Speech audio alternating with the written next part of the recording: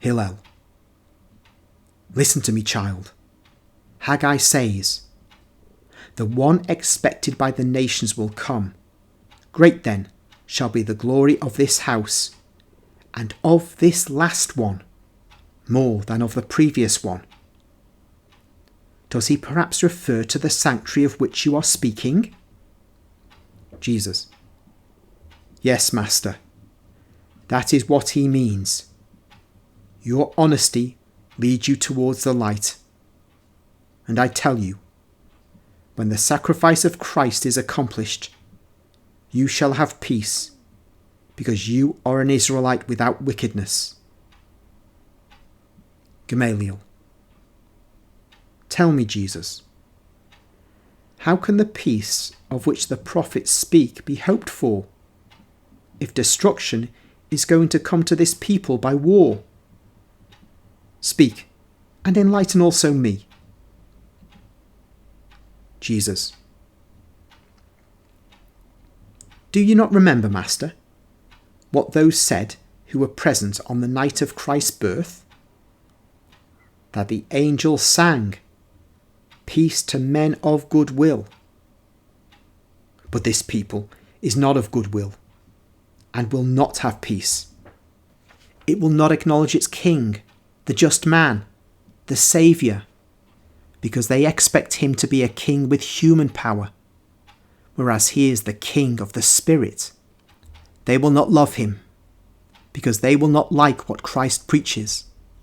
Christ will not defeat their enemies with their chariots and their horses.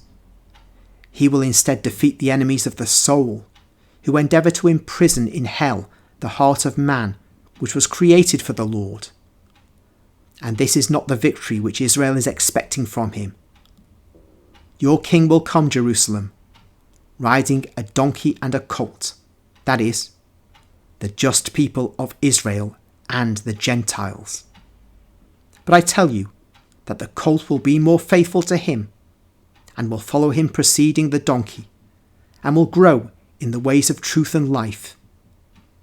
Because of its evil will, Israel will lose its peace, and suffer for centuries, and will cause its king to suffer, and will make him the king of sorrow, of whom Isaiah speaks. Shammai.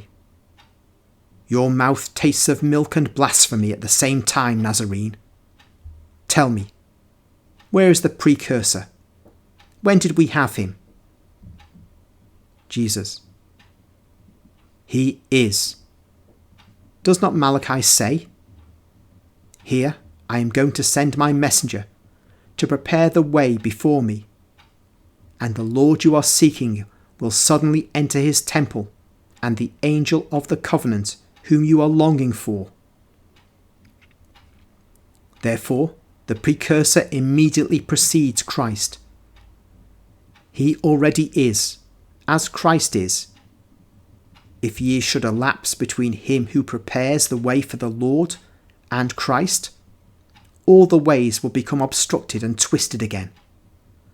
God knows and arranges beforehand that the Precursor should precede the Master by 1 hour only.